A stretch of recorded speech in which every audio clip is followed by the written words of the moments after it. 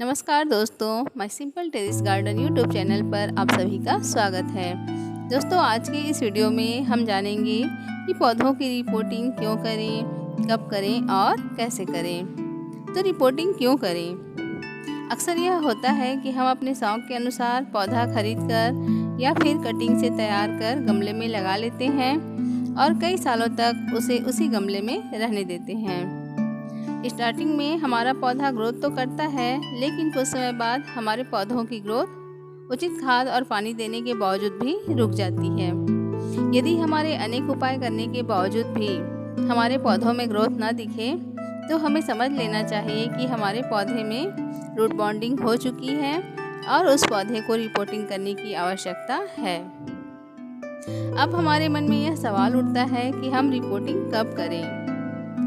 तो इसके लिए हम अपने पौधे की मिट्टी को खोदकर देखें। यदि खोदने में परेशानी हो रही है, जड़ें मिट्टी को बांध चुकी हैं और खोदने पर जड़ भी साथ में आ रही है, तो समझ लेना चाहिए कि पौधों में रूट बॉन्डिंग हो चुकी है और पौधे को रिपोर्टिंग करने की आवश्यकता है।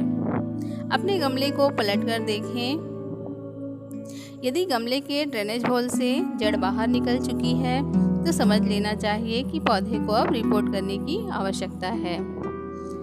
कभी कभी हमारे पौधों की पत्तियां बिना किसी कारण के पीली होकर गिरने लगती हैं, तो भी समझ लेना चाहिए कि पौधे को रिपोर्ट करने की आवश्यकता है। और कभी कभी पौधों को रेगुलर पानी देने के बावजूद भी हमारा पौधा शाम तक मुरझा जाता है, क्योंकि रूट बॉन्डिंग के कारण वह पानी को सोख नहीं पाता है। तो हमें समझ लेना चाहिए कि पौधे को रिपोर्टिंग करने की आवश्यकता है। अब रहा सवाल, रिपोर्टिंग कैसे करें। तो रिपोर्टिंग करने से 2 घंटे पहले गमले में अच्छे से पानी डाल दीजिए। फिर गमले से पौधे को सावधानीपूर्वक निकालकर अलग कर लीजिए, कुछ इस तरह से। यहाँ पर कुछ पौधों को रिपोर्ट कर रही हूँ। मेरे पास यहाँ मधुकामनी का प्लांट है, इसे मैं दूसरे पॉट में शिफ्ट करना चाहती हूँ। और यहाँ पर एक बड़ा सा कनेर का भी प्लांट है, जिसमें खूब फ्लावरिंग हो रही है। इसमें भी रूट बॉन्डिंग हो चुकी है और इसे भी मैं रिपोर्ट कर रही हूँ। यहाँ पर मैंने सभी पौधों को गमले से बाहर निकालकर अलग कर लिया है। अब अपने पौधों की जड़ों को आरी या फिर किसी बड़े चाकू की मदद से काट छांट कर लीजिए और लंबी लंबी जड़ों को कटर की मदद से काट लीजिए। हाँ, ध्यान रहे कि जड़ के पास से मिट्टी ना हटे।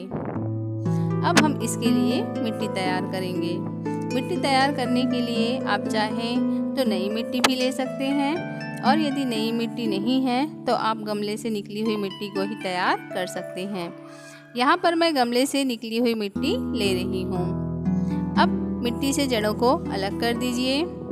जड़ों को निकाल लेने के बाद अब उसमें कंपोस्ट खाद डाल दीजिए। यहाँ मेरी मिट्टी में रेत पहले से ही मिला हुआ है, तो मैं इसमें धान की भूसी मिला रही हूँ। यहाँ पर मेरे पास कुछ सरसों की खली भी है और इसमें मैं थोड़ी मात्रा में नीम खली का पाउडर भी मिला रही हूँ। अब इन सबको अच्छी तरह मिला दीजिए। वैसे धान की भूसी, सरसों की खली, नीम खली ये सभी ऑप्शनल हैं। यदि आपके पास है तो डाल दीजिए, वरना कोई बात नहीं।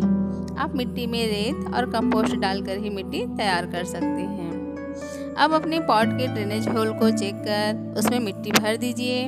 अब अपने पौधे को डालकर देख लीजिए कि आपका पौधा ठीक बैठ रहा है कि नहीं।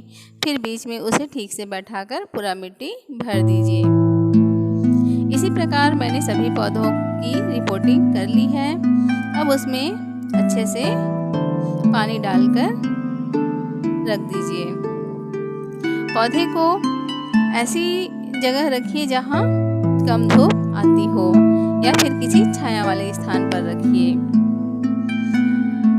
पौधों को रिपोर्टिंग करने का सही समय मानसून का सीजन होता है, लेकिन आप यदि मानसून में रिपोर्टिंग नहीं कर पा रहे हैं तो आप विंटर सीजन में भी अपने पौधों की रिपोर्टिंग कर सकते हैं। अपने पौधों को हरा भरा और स्वस्थ रखने के लिए आप भी समय समय पर पौधों की रिपोर्टिंग करते रहिए और पौधों को स्वस्थ रखने के लिए साल में कम से कम एक बार रिपोर्टिंग अवश्य करें। धन्यवाद।